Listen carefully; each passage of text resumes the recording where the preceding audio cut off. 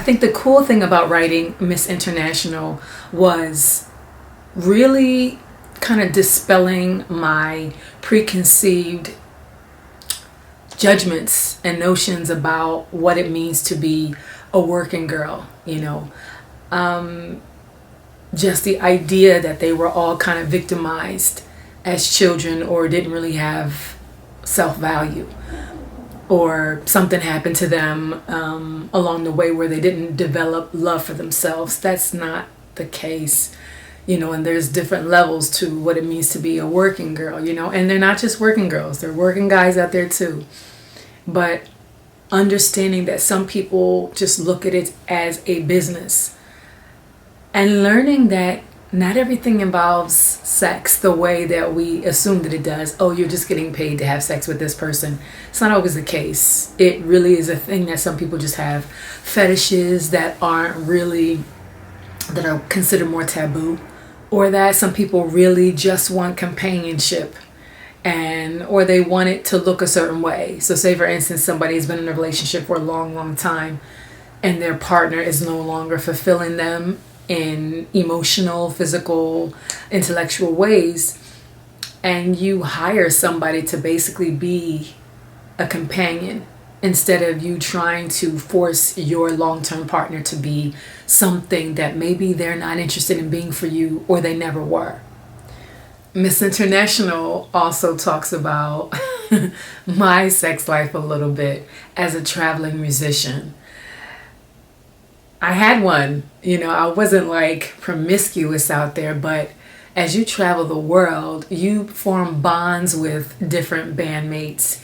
You meet so many different people, as far as fans or people who come to support the band, and you build relationships, and sometimes there are physical attractions, or sometimes there are connections that are formed that you're not necessarily looking for, but you're open to it because, again, you're traveling and it's just work. You're rehearsing, you're performing, your mind is on the show and how you look and how you sound, and then you're socializing, and then you realize you have a connection with somebody that goes beyond just a hello, thank you for coming to see my show. Miss International sheds light on the behind the scenes of the traveling musician lifestyle.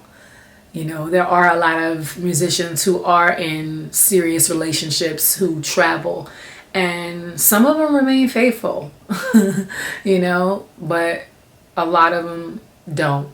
They seek companionship, and again, they meet somebody who's just awestruck at them for pursuing their dreams and being on the road and being on stage and being popular.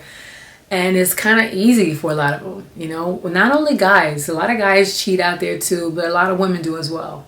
Me, myself, I have never tried the long distance thing. I think I did it once, but my partner was also a musician. So eventually he joined me on a gig. So it wasn't like I had to be away from him for years. But yeah, you're gonna learn a little bit about me and the kind of guys that I kind of fell for in my band, as well as customers that I just met along the way who I had a spark with, and the transaction between us two and how it went. I interviewed a Russian dominatrix. I interviewed an African girl who was just absolutely beautiful and had the most amazing figure that I've ever seen in my life, but extremely low self-esteem. Again, not all of them are out there with, trauma that they're carrying, but there are some of them who are. And it was an amazing experience to be able to understand from their perspective what caused them to go down this road, or situations that they were dealing with emotionally, and to see it and to not just assume, oh, that's disgusting. No, you can't. I think that was the most ignorant thing that I did in my past, was just have this preconceived notion of what a working girl was, so I challenge anybody who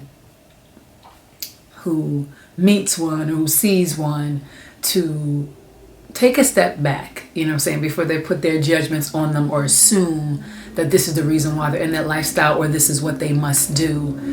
That there are levels to this, there are levels to this hustle and grind. There are a million jobs to have, but to have that one, it's not just, oh yeah, you're having sex for money. It's really much more complex than that.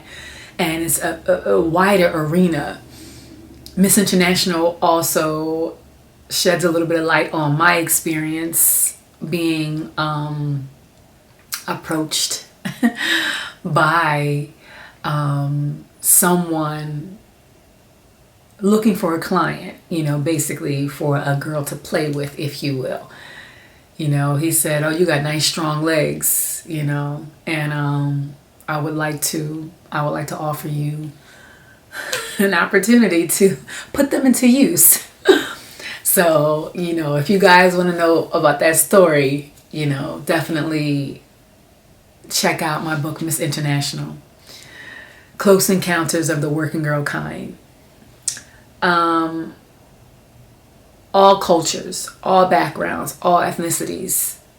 I can't say that there was one, particular ethnicity or culture of working girls that was predominant. It was surprising to me to learn how a lot of them travel. They'll be from Colombia and working in Morocco, or they'll be from America working in Singapore or Thailand.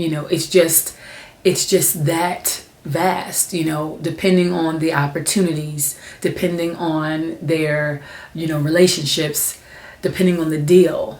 You have a lot of them who are willing to travel because they knew somebody who knew somebody, or they had an opportunity and things worked out here and then they brought their friends over. So it's a big transaction.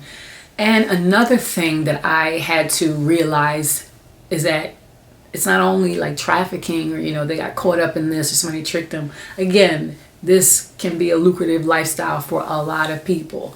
It is what it is. Not everybody was misled into this lifestyle. Again, some of them were, and some of them, it started at a very young age, and then they kind of got brainwashed or manipulated to go down this road. So I didn't interview anybody who had that experience or who shared that with me, but that's also a reality, that there are a lot of them who see it as an opportunity to make money with what they have, and they hustle, and it's just about how they hustle, the deals that they take, the ones that they don't.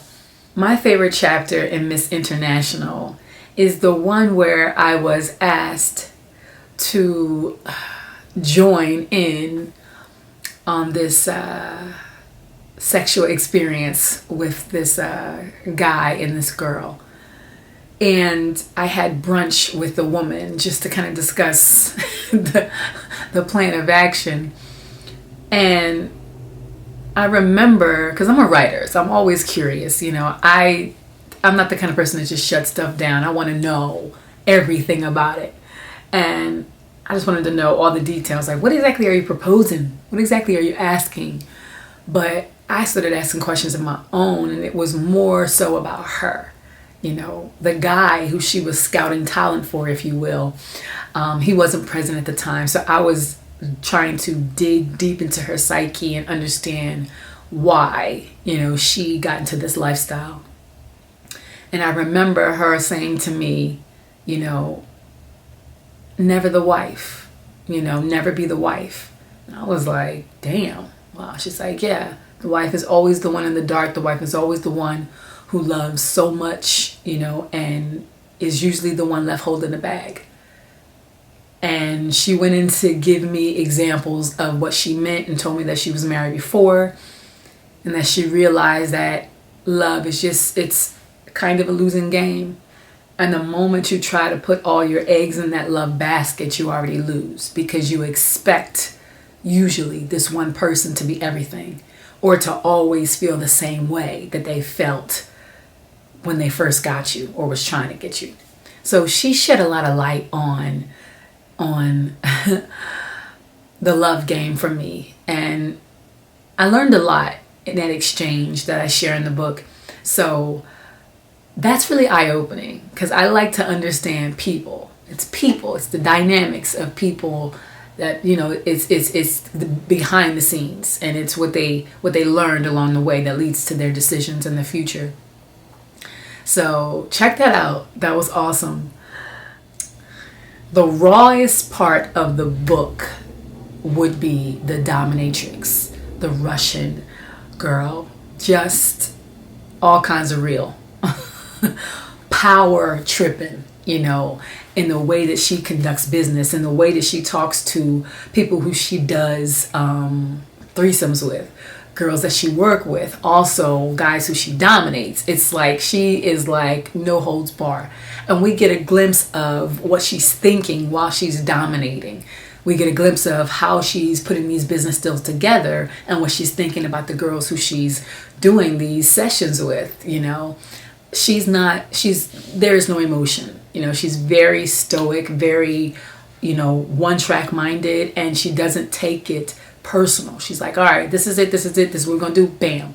You know, which is in drastic contrast to the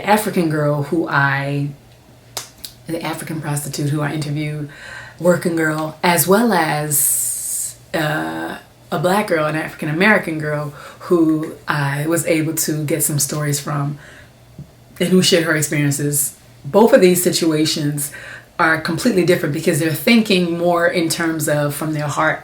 Even though they're in this line of work and they are dealing with different men, multiple men sometimes, there's still that human inside. There's still that girl inside who's looking for, you know, a protector, a provider, you know. So you see that battle. You see that the hope that's there.